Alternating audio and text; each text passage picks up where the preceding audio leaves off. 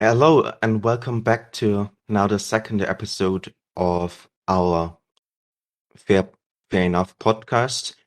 I'm again joined by my co-host Wyford or Ryan, and this time we're gonna just talk about a bit of media, different types of uh, media content of TV shows, and also a bit of the politics behind it, as you have to nowadays, but not too much.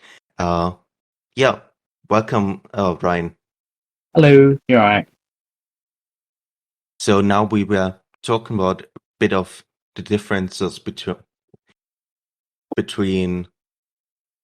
like superhero shows between DC and also Marvel, and how the studios go about it, what we like, uh, because we always have a bit of a pre-talk before those podcasts Mhm. just to get into the subject that we want to talk about. So yeah, you were saying about Andrew Garfield and how Yeah, Sony handled that. yeah, because obviously it's not directly Marvel that deals with Spider-Man, is it? The Spider-Man's owned by Sony, and before obviously Tom Holland, it was Andrew Garfield, and I was just basically saying that I personally don't rate the Amazing Spider-Man uh, franchise. I don't. It's just not for me. And for me, like I like Andrew Garfield. I think he's a great actor. I've seen him in multiple things, but Yeah, just don't like the way it was built up. For me, it's like it's a great actor and a great character, but I mean, everyone knows who Spider Man is anyway. But the actual writing for me kind of fell off, and it was like comparing that to some of the DC TV shows where it's like you've got a great character like the Flash is my favorite superhero. Um, and then the first two seasons for me were like I was into them. I thought they were great, but then they kind of I don't know. I don't know what it is specifically, but it was like reusing the same template, and it's kind of expect the same thing. Like, oh, the Flash, he's in danger. He gets more powerful. He wins. Now somebody else is in danger. Someone that's really close to him.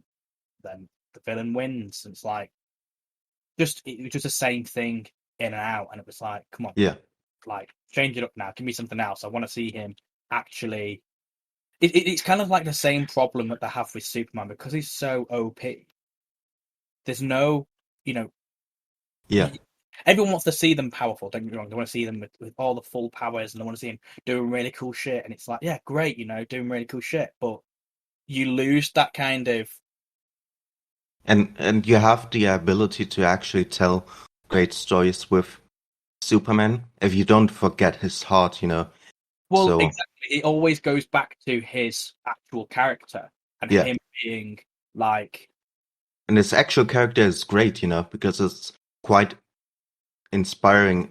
In a sense, he's just a boy from Kansas, trying his best, and the main difference between Superman and us is that he has, powers which allows him to do things that we can't. Uh, but I feel yeah, for me back then with when Amazing Spider-Man came out, I didn't really like the costume, and I was still high on the same Sam Raimi films because yeah, those were like literally the first Spider-Man films that I saw. And I remember when I was young, I was collecting those Spider-Man magazines, yeah, and that made me a fan of Spider-Man. So Spider-Man is literally my favorite character. And with the Sam Raimi film, they really captured who Peter Parker is, yeah, because oftentimes Peter Parker and Spider-Man are kind of two different identities, yeah, but still the same. And Andrew Garfield, fantastic actor, but his Peter Parker sucked in my yeah. eyes, and he I will forever suck in my eyes as Peter Parker. yeah, I absolutely But agree with in that. terms of delivery and braggadocious style, Hmm. he really was good as Spider-Man with all the quips and stuff. Well, this is what I mean. So for me, then now, I didn't really like. Well, I didn't really like Andrew Garfield's in its entirety, to be honest. It just wasn't for me. I mean, I think his Spider-Man was good with the quips, but there's something about, for example, Tobey Maguire's Spider-Man right now, where you can see the power behind how strong he is, how he deals with things, and you can see this. I mean, I don't know if it's just because of the web shooters coming out of him rather than being mechanical, but there's something about his Spider-Man that you can just see. Yeah, he's got power behind him. I don't know if it's a stance, the way that they do it, but he just has natural power. Whereas his Peter Parker is dorky and he's weird and he gets picked on, but it was done in somewhat of a more melodramatic way rather than a kind of realistic way. Yeah. I think that's because of what we expected from superheroes at the time. We didn't really get that realistic moment. It was kind of like, dramatized.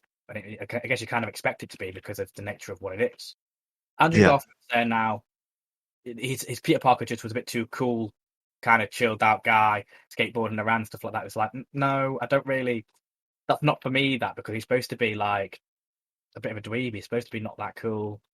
Don't really have many friends. He's a bit of a nobody. And he's Spider-Man.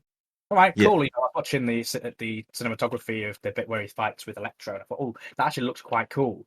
But And they kind of try to make him nerdier or yeah, make him smarter by giving him glasses in scenes when he's supposed to be smart, And yeah, I it, don't it know. it just didn't It do it. didn't work for me. No. And then Tom Holland's there now, who's my favorite Spider-Man. Doesn't mean the other two are shit. It just means he's better in my opinion because I feel like he got the kind of young, naive, kind of just wanting to please people personality. Doesn't really have many friends. He's just trying to fit in. And also, I mean, the Spider-Man. Obviously, you've got to remember that he's still a kid at this point. Tobey Maguire's and Andrew Garfield's are older. And Tom Holland is a lot younger. So his Spider-Man's not Yeah. as developed. But I still think that he's played Spider-Man. He's still got all the quips. He's still getting intrigued by everything. He's got that kind of nerdy interest. I think that kind of gelled well to kind of the connection between Peter Parker and Spider-Man without kind of obviously breaking the fact that they are supposed to be somewhat different in the sense that you can tell them apart. It is quite easy to go, that's Peter Parker, that's Spider-Man, because they're not supposed to be anything like each other.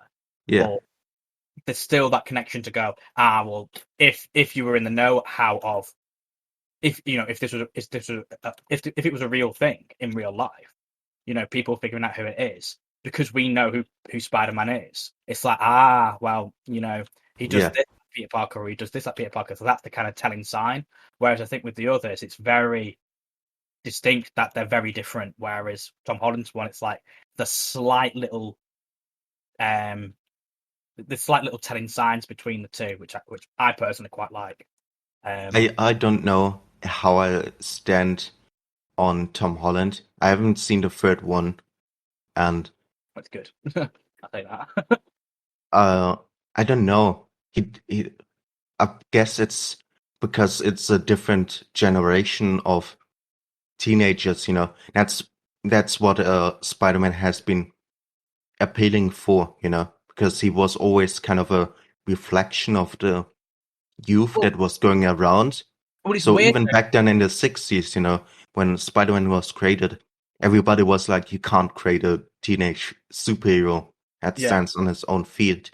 And so that Peter Parker back then, you would say he's a bit of an ass, Yeah. He's not that timid, despite being a nerd. Well, it's interesting. In all, It's interesting. let me just finish, okay? I'll let you talk, Sorry, but I really want to explain my thinking process. So Tobey Maguire was obviously a reflection of that kind of nerdy teenager going around in the 2000s. And by 2014, when the first Amazing Spider-Man film came out, or whatever, I don't remember the date, the teenager culture had shifted, and also the kind of nerd culture. So it was a different kind of thing, and now we are in a different stage, especially because we both are now more grown people, so we aren't the kids anymore. And I mean, you still can emphasize with an adult Peter Parker. It works. It has worked in the comics, but for me personally, Tom Holland is just too distant from the experience that I made as a nerdy teenager, so I can't really rate or define his performance. Yeah. Well, Okay. yeah. Well, for me, I think he's quite spot on. He's not so nerdy in the sense that, for example, Tobey Maguire's in the first one's running after the bus, and even the bus driver wouldn't stop for him, and it's all quite melodramatic. So it's, for me, that one's less relatable. Whereas Tom Holland is like, yeah, he's a nerd, but he doesn't have it quite as like over dramatized bad time like Tobey Maguire's did. But even still, Stan Lee himself said that Tom Holland has played Spider-Man how he was supposed to be, how he was designed to be. So, Yeah. which was supposed to be like a young kid, but obviously because of how people expect to see superheroes, they kind of made him a little bit older than what he was originally designed as. Rather than making him like 15, they made him like 17, 18, going into university. And it's like, all right, okay, well, that's not exactly what Spider-Man was, but it works. He's not an adult, but he's not a little kid either. Whereas Tom Holland's one is a kid. He's literally referred to as a kid multiple times, and he's treated like one as well. And now we've got to the end of his 3-film arc. Now he's ready to go into that new part of his life as an adult, which is hopefully where we get to see the darker tone now. We get to see the more adult version of Tom Holland Spider-Man, assuming that they continue with Tom Holland as Spider-Man going forward. Yeah, so I'm hoping that they do that and we get to see him rather than the kind of naive kid, everything that he's lost, everything that he's gained as a character. I hope now pushes him further into adulthood, because I mean he's going to have other things to deal with. He's had adults basically babying him the whole time. Yeah. I'm just hoping that now. And that was an element. Yeah. Sorry. So I was going to say, I'm hoping now, as you said, he gets to stand on his own 2 feet. That's what I was going to say. Yeah, the element of him being so reliant on Iron Man, I didn't really like that, No, for his solo films, because Spider-Man is capable enough to build his own fluids, to build his own costumes, Yeah. I mean, even in the comics, I know it's a bit unrealistic, but comics are not reality. And I think I would like to drill that in some people's heads, that media is not reality and should not depict a fictional account of reality, but it's not reality, so we shouldn't judge it as reality. But yeah, even in the comics, Spider-Man has built so many technical suits, despite being low on money, and those kind of agencies miss. He doesn't have his own kind of job as a reporter, Yeah. His aunt seems to be doing fine money-wise, and that was always kind of this big part, because Spider-Man, he's also Peter Parker, and Peter Parker has to worry about getting good grades, not getting picked up in school by bullies, making sure that rent is there because his aunt can't work. I mean, there was this one storyline in the 90s where the Green Goblin paid an actress to impersonate Aunt May, and then he killed her. So, one of the reasons why Green Goblin is my favorite kind of villains, but let's get later to that. But I think a lot of the MCU Spider-Man is so reliant on Iron Man, and that doesn't stick right for me because, No. well, it may come as a surprise, but Iron Man is not my favorite hero. And despite Robert Downey Jr.'s excellent performance, it hasn't really changed my opinion on Iron Man as a character. Hmm. Yeah, well, exactly. I do quite like Iron Man. But no, I completely agree with the fact that he's too reliant on Tony Stark's tech. But at the same time, the suit that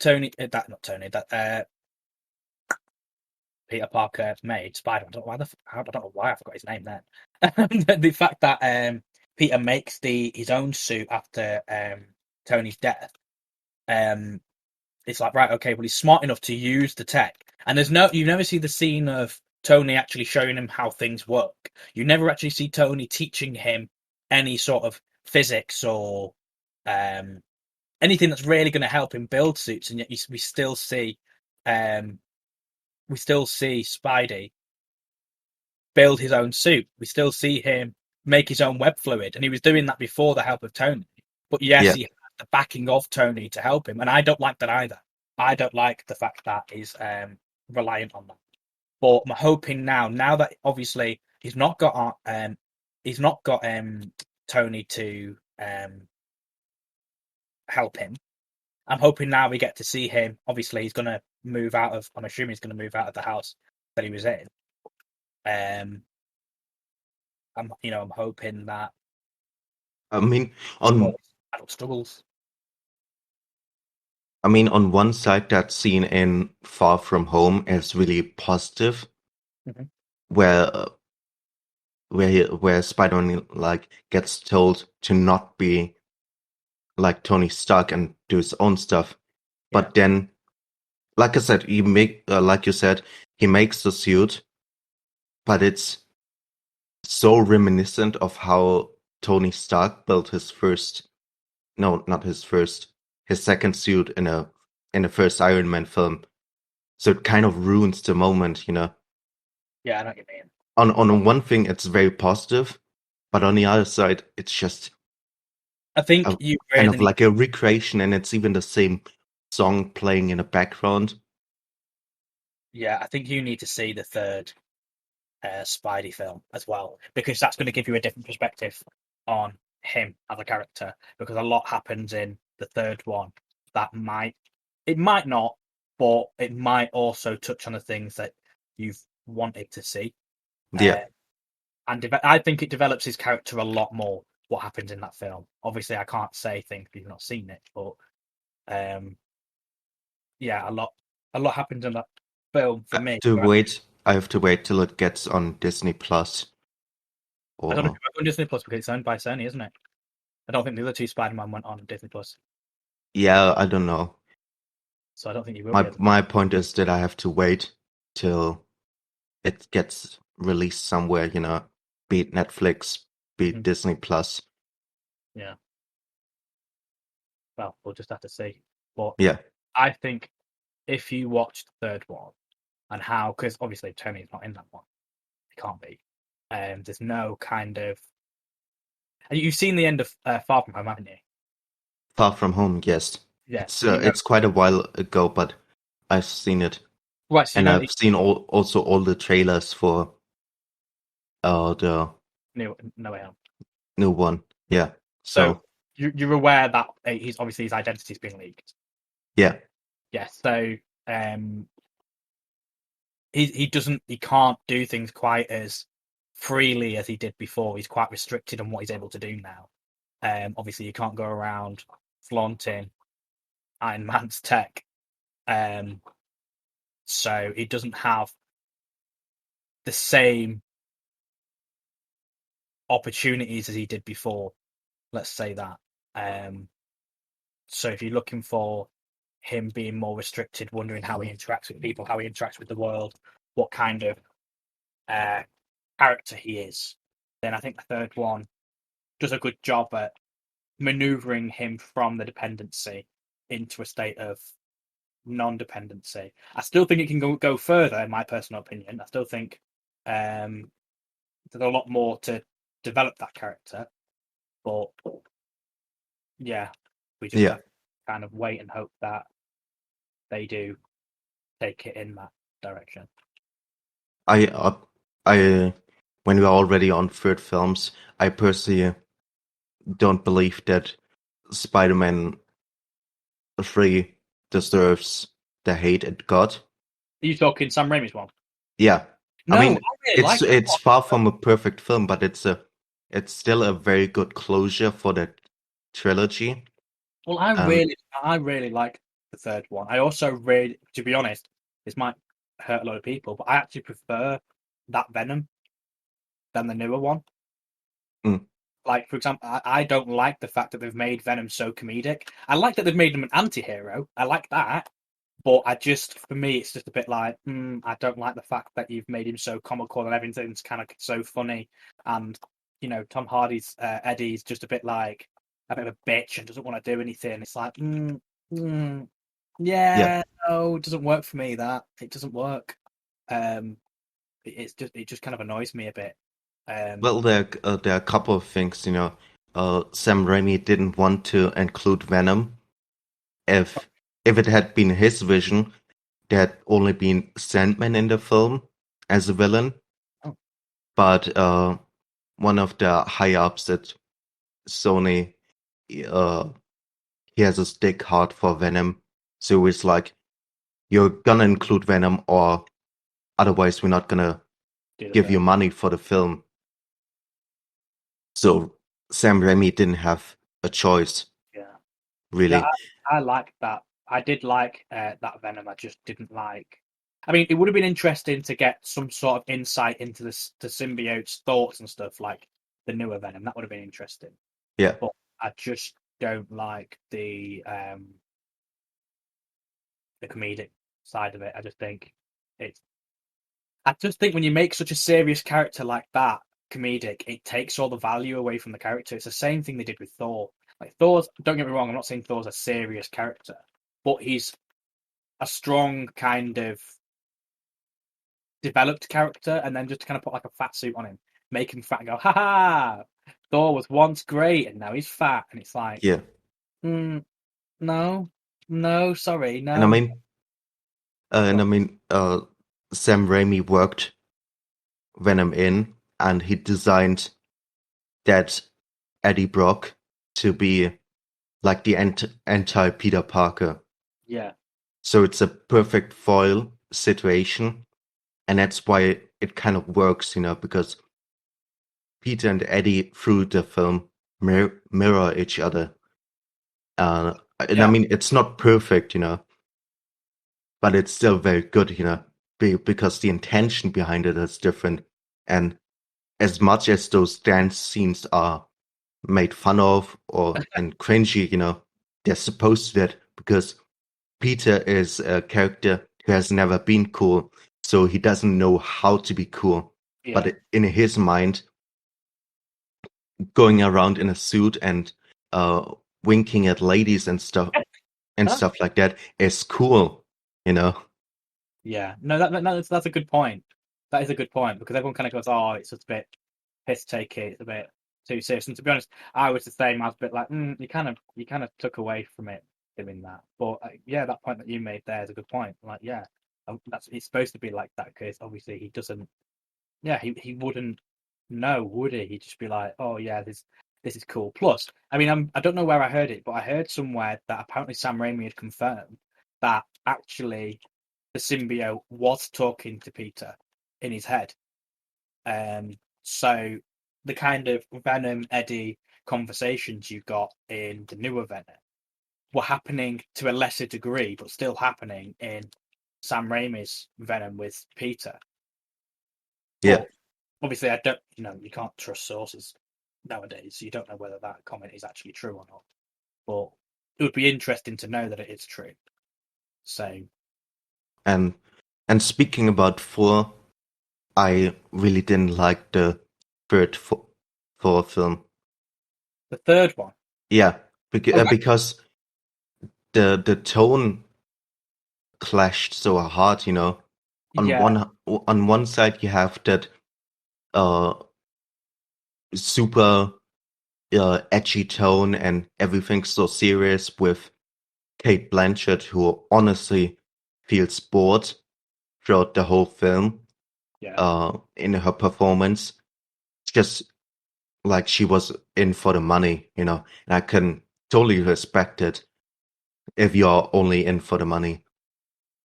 yeah, And on the other side, you have all the Thor stuff, which is kind of like super funny, ha ha ha, but ultimately it didn't match well, you know, when you go from one extreme to the other constantly, it creates the sense of watching two separate films.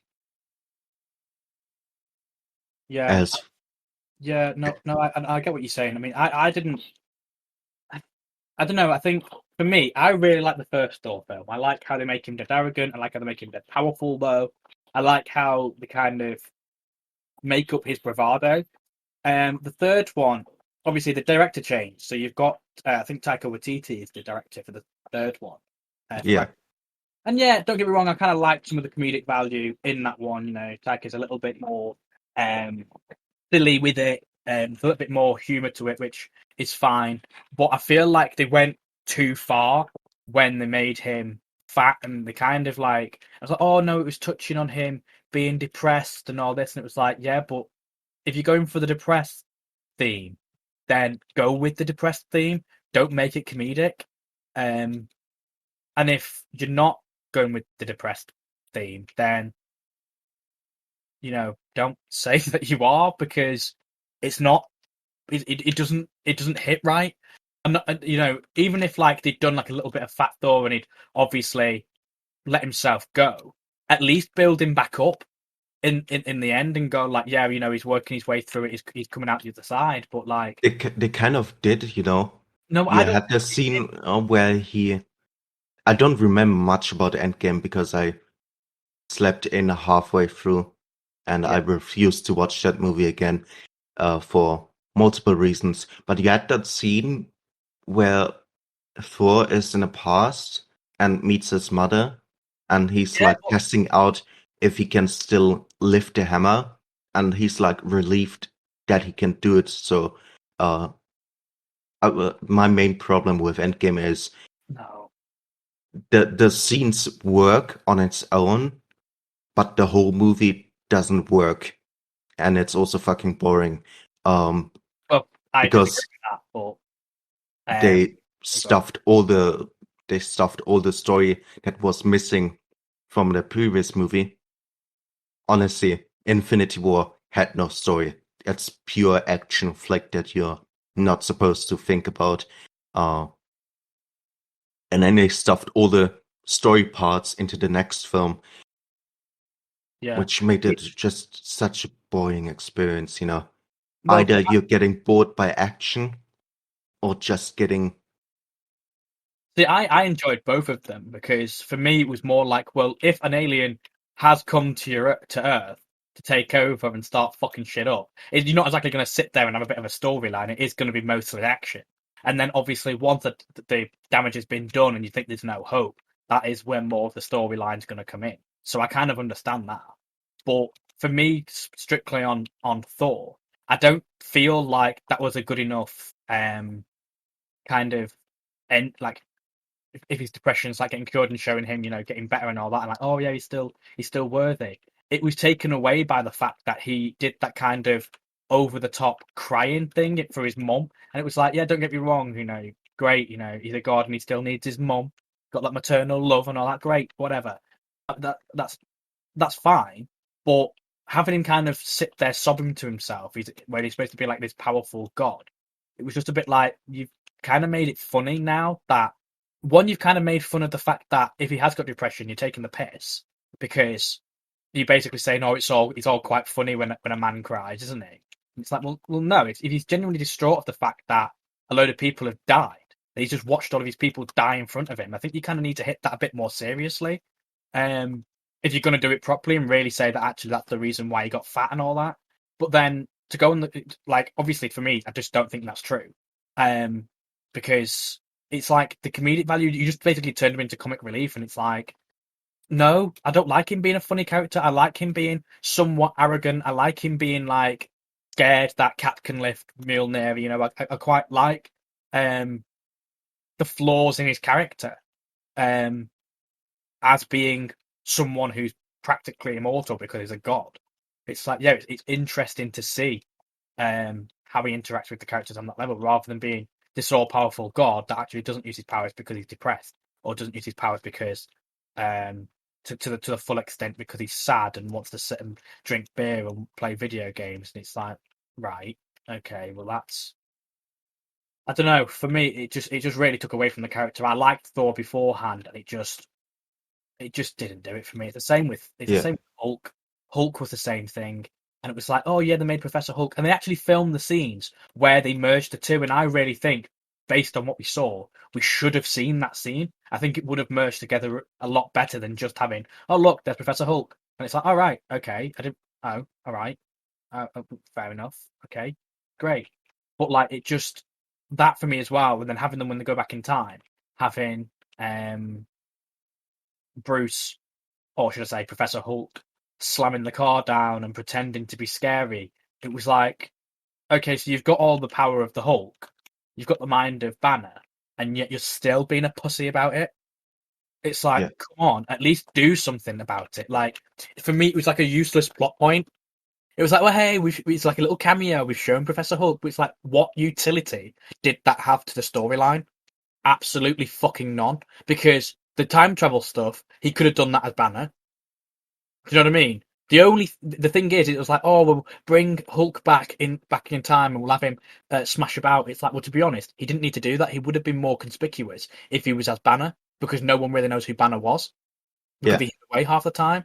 So it was like the whole Professor Hulk thing to me was absolutely fucking pointless. And then in the fight scene, the end one, they didn't even show him doing much.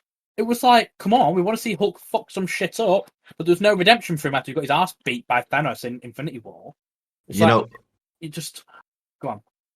funny story is um someone leaked the end fight scene on the hub. So I saw it there Oh. first. Wow, okay. What a place to leak it. Oh, God. Yeah, But yeah, because the copyright rules are different to YouTube, so a lot of stuff gets loaded up to the hub uh, before it ever gets to YouTube. it's it's just daft. Like, I understand, like, trying to do things like for fan satisfaction, but sometimes I feel like not doing it is more beneficial than just doing it for the sake of having it in the film.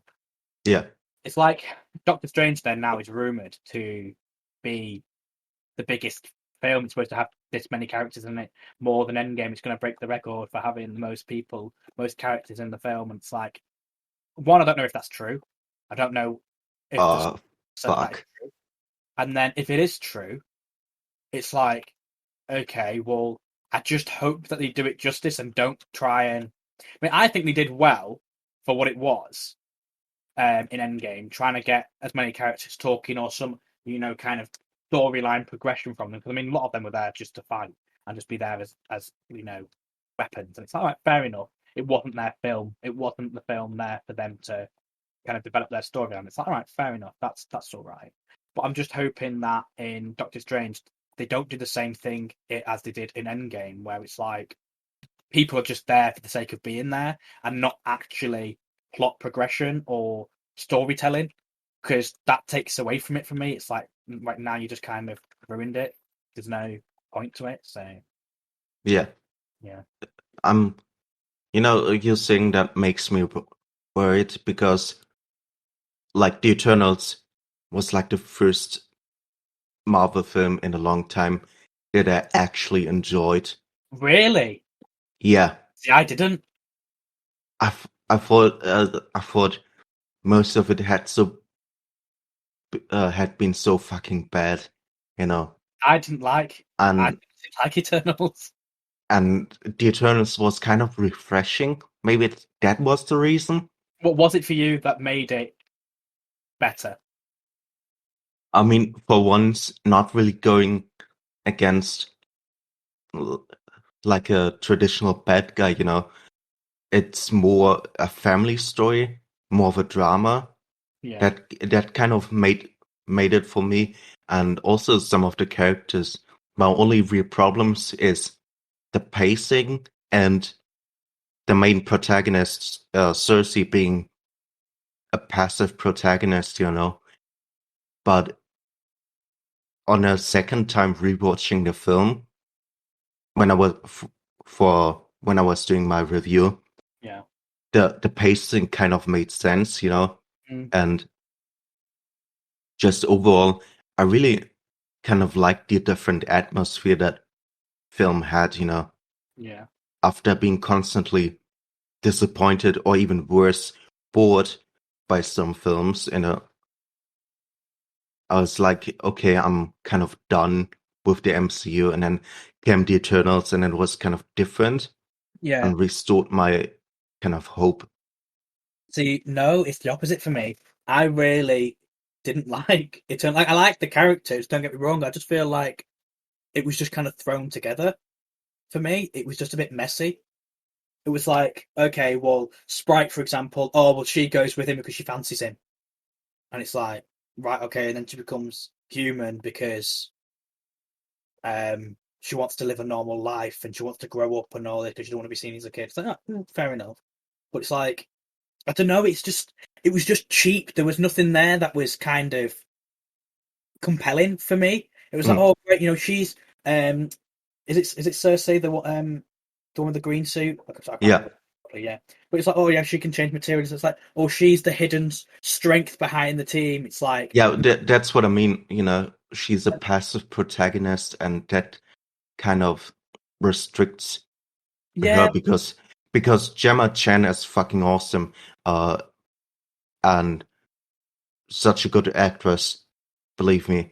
yeah. And Oh yeah, no, I've seen her in. I think she was in Humans, was she? yeah, Humans, where she practically played a similar role to that because the Eternals are kind of robots. Yeah, I know what you mean. But like, But yeah, it just, I don't know. For example, is it Icarus? yeah, The main guy, like he's yeah. basically Superman. And they basically say that in the film. They basically say he's Superman, and it's like, oh right, okay, well his only character flaw is he's basically the antagonist, or like a sub antagonist, and it's like, right, okay, so he's so powerful that the only way you could basically fuck his storyline up and not have him as the most powerful is because of his motives, and it's like, right, okay, great. And then when he turns around and doesn't kill her, he only doesn't kill her because he loves her. For me, that was very much Superman or Batman. I think, yeah, Batman not killing Superman because I the mean, mum's. they spent 5,000 years together and they were married, and I know, but I just feel it was just like, so you've gone through all of this. You've killed I can't remember what name is the uh, leader, the leader, yeah, the previous leader. I yeah, can't remember. You've killed her. You've gone through all that strength. You've basically fucked up the whole team, fucked them all up, had this big fight, and now you don't follow through and then fly yourself into the sun and kill yourself after doing all of that, knowing that you would eventually have to take her out, and then you don't do it and you allow her to kill the Celestial because you love her. It was just a cheap idea to me, and it was mm. just like, I don't know whether they could have gone about it a different way. Whether he tries to kill her, and he does go for it, and actually one of the others kill him. But the fact that they left it on, okay, I'm just gonna leave you alone now after doing all that, and I'm gonna fly myself into the sun. It was just a bit like, no. And as I say, Cersei, being the most powerful, it's not. Is it Druid? No, I don't believe they say that she's the most powerful. No, I know, but Just they kind of make her the leader and go, oh, well, now she's the leader because she's got this. She's the yeah, one. because It's like, come on, she had like the most empathy, you know. that's fair. And you can see it that even like in the beginning of the lineup, it's Yeah, first the leader, then Cersei, and then Druig. yeah, that's fine. So had Cersei died, it probably would have went to Druig. And I mean, about the thing with Sprite in the comics, it has a similar trajectory. Like the film is largely based on the comic that Neil Gaiman wrote, Yeah. and in the comics, Sprite fucked up things. Used kind of a spell and the power of the Golden Celestial Yeah. to make every Eternal forget that they were Eternals and humans. And Yeah. at the end of the story, Sprite gets murked by its leader. But it doesn't really matter, because usually Eternals just respawn after they're getting killed Yeah. for the price of a human life. And also, most characters were not female before that kind of film. They just changed the gender of some of the characters, like Sprite, in the comics to accommodate the film. Yeah. Because Well, for a long time they were yeah. male, Yeah. actually. Well, I wouldn't scream and shout and say how the film was shit.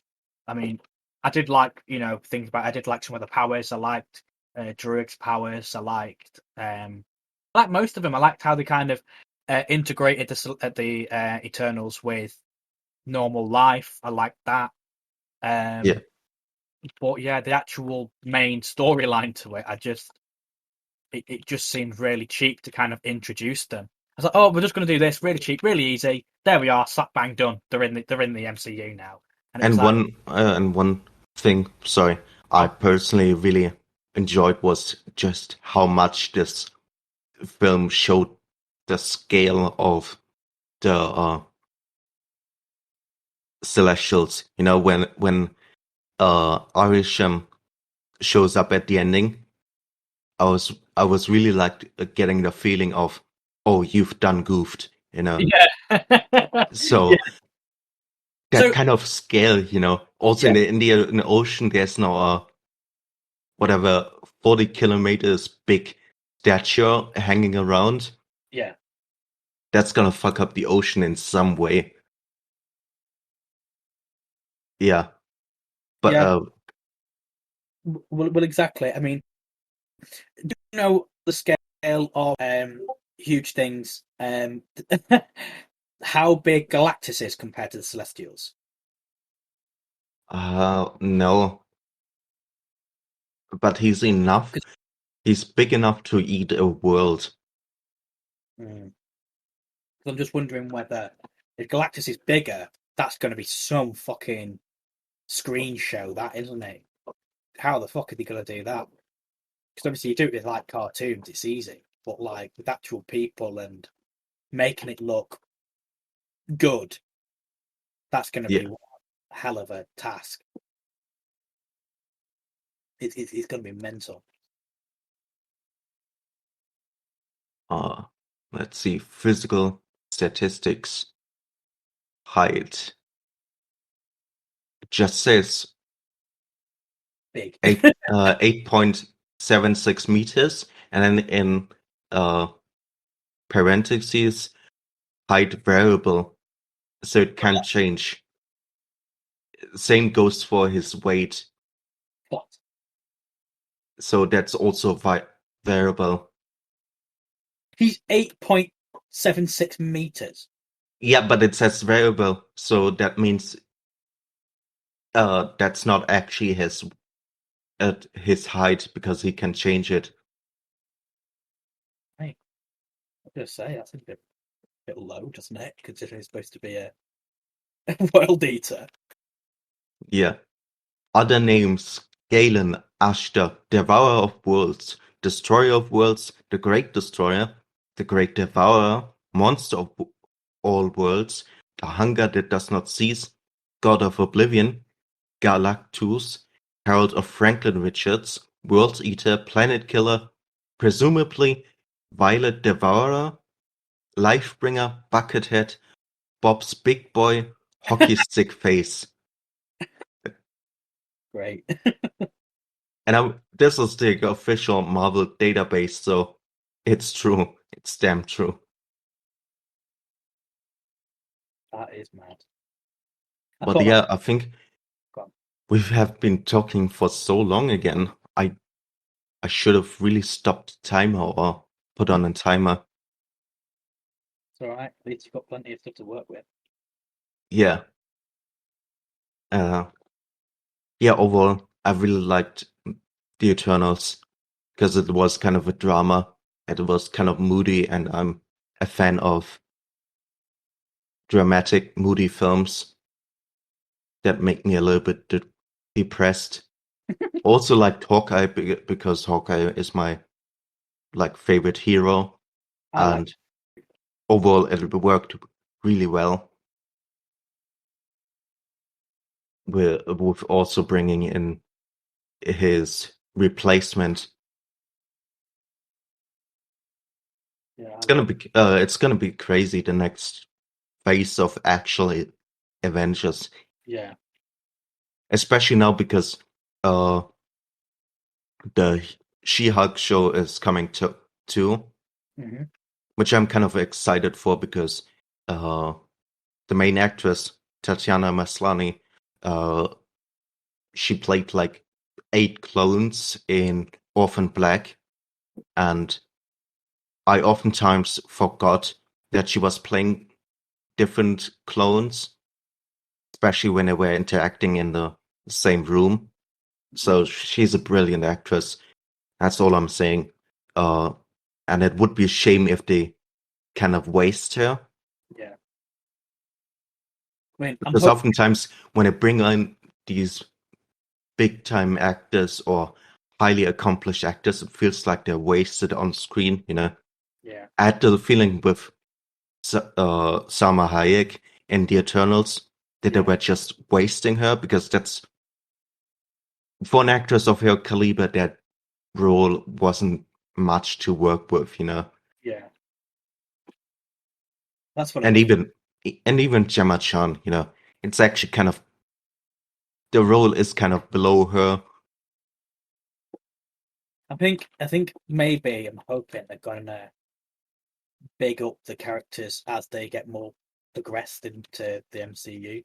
I think for the entrance, maybe they've just kind of nerfed them somewhat, but I don't know. It just kind of upsets me sometimes where they just kind of throw things together without real thought, and it's like, oh well, everything's been successful so far, so anything we do is going to be great. Everyone loves everything we do, so then they kind of take the foot off the gas, and then it's like, oh, actually, no, they don't. You have got to put in some effort into what you're doing, otherwise it's going to be shit. So Yeah. I, I'm just hoping that they do the next phases justice and don't fuck it up, basically. Yeah, it's gonna be interesting, especially because some of the DC films have been stepping up. Like the recent Suicide Squad film was great. Stargirl was great.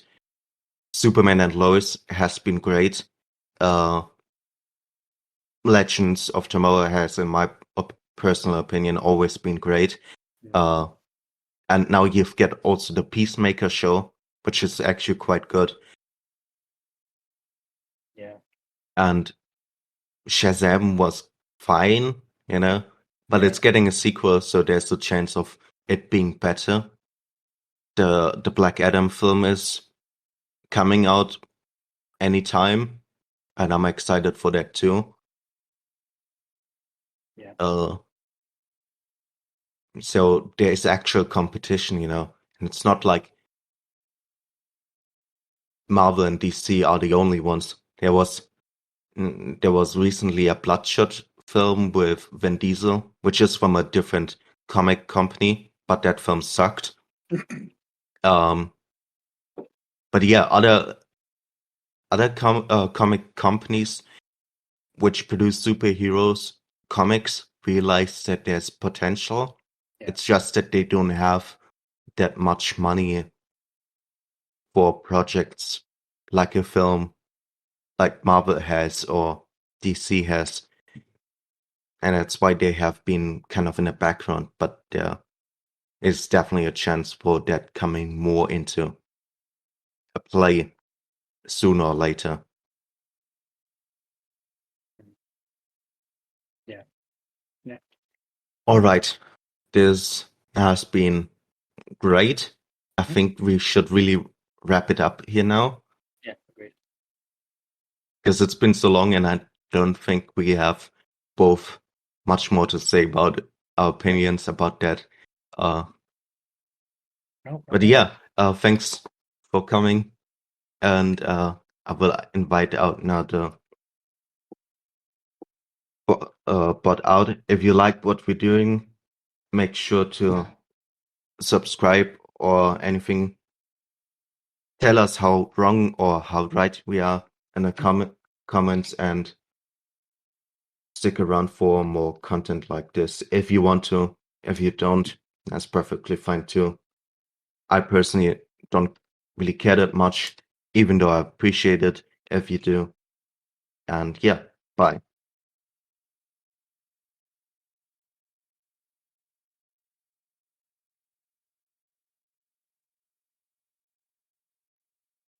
Okay.